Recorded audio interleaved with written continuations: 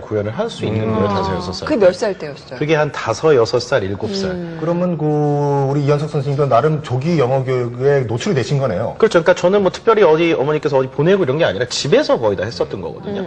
근데 이제 제가 이제 그렇게 해서 그런 거 한 5, 60권 정도를 계속 하다 보니까 영어가 뭔가 그 학과 과목이나 이런 어떤 언어의 그런 성격보다도 이게 뭔가 스토리를 얘기할 수 있는 그런 어떤 언어 매체구나라는 걸 그 나이에 뭘 내가 알고 배운 건 아니잖아요. 그렇지만 그게 이제 모국어 습득과 함께 자연스럽게 된 것 같고 제가 느낀 것 중에 하나는 조기 영어 교육에 있어서 이제 두 분 교수님들 말씀만 따라 이게 뭐 해야 되냐 마냐에 대한 차이라는 것도 있겠지만 이제 노출을 해주면 좋은 부분이 특히 12세 이전 어렸을 때는 귀와 입이 완전히 뚫리더라고요. 그래서 이제 해외에서 이제 오래 취학을 하고 안 하고 차이의 어떤 그것을 약간 그래도 그냥 해외에 이제 살았던 것 어떤 효과를 낼 수 있는 것이 어렸을 때 많이 노출이 되면 특히 이제 좋은 소스나 수준이 많이 되면 귀는 전 여태까지 영어 공부하면서 특별히 리스닝 공부를 해본 적은 없는 것 같아요. 어렸을 때 워낙 많이 들으다 보니까. 그리고 발음이나 이런 게 상당히 원어민에 이제 흡사해지는 그런 어떤 효과를 겪었었던 것 같거든요. 동기부여가 중요한 것 같아요. 네. 우리 아까 교수님 말씀하신 것처럼 뭐 몇 살에 시작하는 게 중요한 게 아니라 우리 아이한테 얼마나 잘 맞는 방법을 선택하느냐가 중요한 것 같은데 우리 이현석 선생님 같은 경우는 이제 뭐 어렸을 때 돈에도 눈뜨게 하시면서 자연스럽게 영어도 친숙하게 하신 것 같은데 시장 경제를 배우신 거예요. 그러니까 사실 그게 딱 어떤 일률적인 그 가이드가 있는 것 같진 않아요. 그렇죠. 그냥 딱 자기에 맞는, 자기 아이들에 맞는 방법을 쓰면 되는 거 아닌가요? 우리 한쌤. 네, 이게 그 현장에서 보면요. 우리들의 모든 목표는 실패하지 않아야 되는 거예요. 이게 영어 유치원이 비용이 많이 들어요. 싸게는 70만 원, 많게는 100만 원에 들어간단 말이에요. 그 100만 원에 들어가는데 이게 보통 옆집 보내니까 우리도 영어 유치원 보내야지. 조교형은 중요하니까 빨리 배우면 빨리 늘지 해서 보내는데 서너 달은 월 100만 원을 써서 보내요. 근데 이게 5개월, 6개월 아까 교수님 말씀하신 대로 중간에 멈추면 그거 다 없어져요. 그러니까 한 달에 70만 원, 100만 원을 쓰는 거를 미니멈 애 능력 따라 다른데요. 한 3년 정도를 보셔야 되는데 그 비용 부담에 대한 게 사실은 굉장히 커요. 애들 영어 유치원 보내고 거의 부부싸움 자주 해요. 아빠는 보내지 말아라. 엄마는 왜 얘 보내는데 우리 보내야 된다. 뭐 108동 아줌마 보내는데. 지금 뒤에 계신 분들. 사실 그게 영어 유치원 보내는 데 있어서 외부적인 요인에 그 부분도 상당히 중요하게 작용을 해요. 그리고 실패하나 성공하는데 실패하는 케이스를 최대한 피하면 성공에 가까워지잖아요. 실패하시는 분들의 공통점이 뭐냐면 영어 유치원에 보냈어요. 이렇게 보냈어요. 보냈는데 엄마가 기대감이 높죠. 기대감 요기에 있어요. 애 기대감 요기에 있으면 신경질 나는 거죠. 근데 애 기대감은 요기에 있는데 영어를 이만큼 해. 그러면 같은 수치를 놓고도 행복감을 느껴지잖아요. 한 2달 보냈어요. 엄마는 애가 2달 보냈으니까 영어를 막 하길 바라는 거죠. 근데 2달 보내니까 애가 일주일만 갔다 왔는데 Hi, how are you? 막 그러는 거예요. good? 막 그러고 하니까 와 기분이 좋아요. 한 달 지났는데 계속 Hi, how are you? 그거 참았어요. 한 2달 되는데 계속 Hi, how are you? 뭐 그래. 한 4달째 되는데 Hi, how are you에 What's up? 하나 붙었어요. 이러고 5달이 가니 막 못 참는 거예요. 여기서 실수가 일어나요. 그리고 다른 학원으로 바꿉니다. 학원으로 바꿔요. 다른 학원 바꾸면 엄마는 지난달에 배웠던 학원에 이어서 실력이 늘 줄 알지만 이 아이는 처음서부터 다시예요. 왜 그러냐면 우리는 말을 생존의 이유로 말을 배우거든요. 그렇기 때문에 아이도 새로운 말을 제2외국어를 배울 적에 생존의 목적으로 들어갈 때 그게 익혀지거든요. 아이를 영어 유치원에 보내려면 거기 스미스 선생이 있다고 칠게요. 그러면 스미스 선생이 엄마 아빠가 없는 자리에서는 스미스 선생이 나의 모든 생존을 책임지고 있어요. 저 사람이 야단치면 야단 다 맞아야 되고요. 저 사람이 음식 주면 그거 먹어야 되는 거예요. 뺏으면 뺏겨야 돼요. 그래서 자기 생존과 관계된 사람의 말투와 감각과 표정과 말을 배워가는 거야. 그래서 시골에 방학 때 잠깐 시골에 애를 보내놨는데 서울만 하던 애들이 그 2달 만에 사투리 배워서 온다니까. 그렇죠. 왜냐하면 그 집에 가는 동안에 그 집 고모하고 이모가 자기 생존과 관계이기 때문에 그 말을 따라해요. 이제 스미스 선생이랑 생존과 관계된 말을 조금 이제 감을 잡아서 서로 좀 친해졌는데 이제 제인 선생으로 바꿔버리는 거야.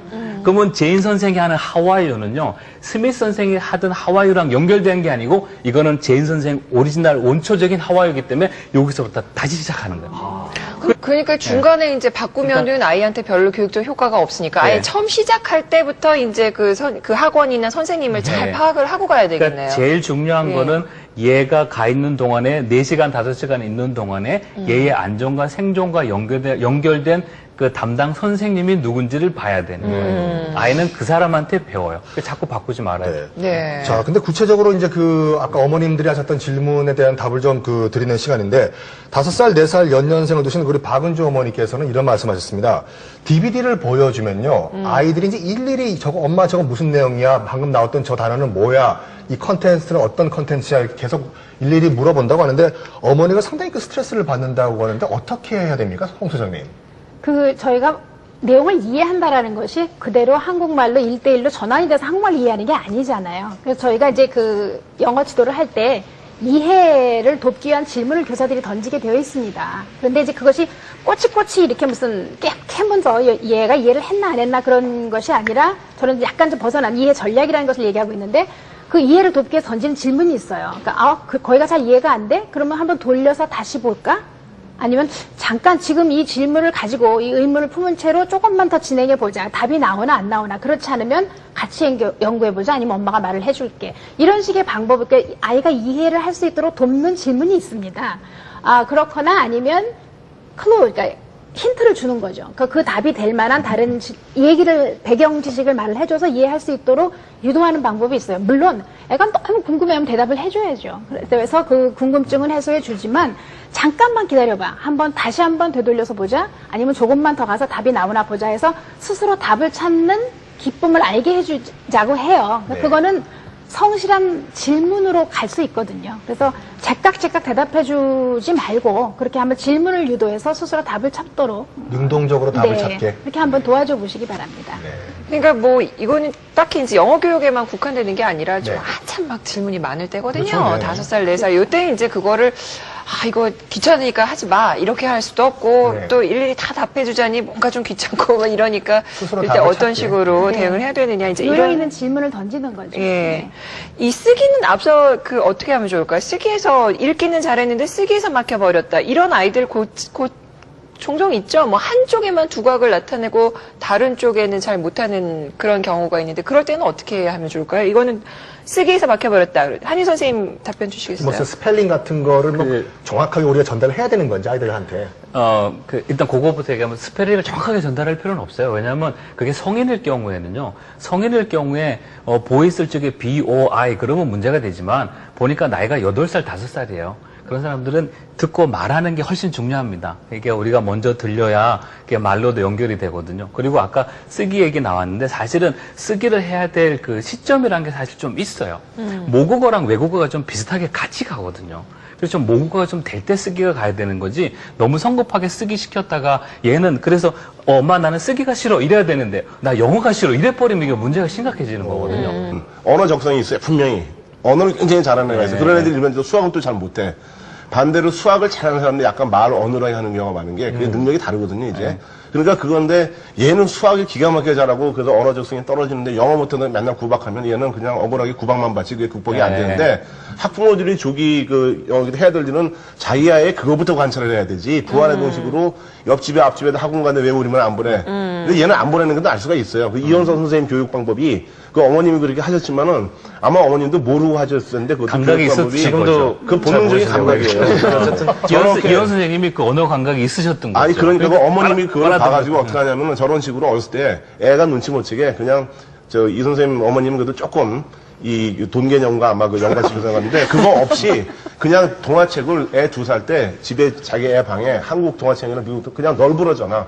뭘 보고는 내버려 두고 애가 집어 보다 보면은 영어책도 볼 수도 있고 이렇게 자기도 모르게 서서히 영어책이라는 걸 볼 수도 있다라는 개념으로 이런 방법도 있고 다 근데 어떤 애들은 죽어도 안 본 애들이 있거든요. 전부 달라요. 그러니까 그거를 파악하는 게 사실은 어느 학원이 좋냐, 뭐 쓰기가 어떠냐 제일 급선무고 또 하나는 지금 내가 쓰기 아까 말씀드리려고 했는데 쓰기를 어떻게 하면 좋아요? 그거 하는 학부모들은 죄송한 얘기지만은 너무 과욕 부리시는 거예요. 너무 좀 빨리 가셨어요. 그럴 필요가 없고 내버려 두세요. 때가 되면 쓰기다 합니다 이제. 그거보다는 그러니까 공부식으로 생각하는 우리 애가 영어 공부를 해야 되니까 쓰기도 해야 되고 읽기도 해야 되고 이런 식으로 하면 애 전부 도망가요 이제. 그리고 말하기도 저는 조금 다른 생각을 갖고 있는데요. 쓰기라는 게 이렇게 에세이 쓰기나 완벽한 문장 쓰기만을 쓰기라고 생각하지 않는다면 그 시기에 가장 중요한 건 쓰기에 대한 두려움을 갖지 않는 거예요. 그러니까 아이가 연필을 잡아서 뭔가를 쓸 수 있는 것도 즐거운 일이고, 내가 무엇을 썼음으로써 부모로부터 칭찬을 받고 함으로써 영어라는 언어를 싫지 않게 만드는 게 굉장히 중요해요. 근데 그 시기에 아는 게 사실 쥐뿔도 없거든요. 그런 아이들은 쓸 내용이 많지가 않아요. 그래서 쓸 게 없는 그 내용을 그냥 쓰게 하면 굉장히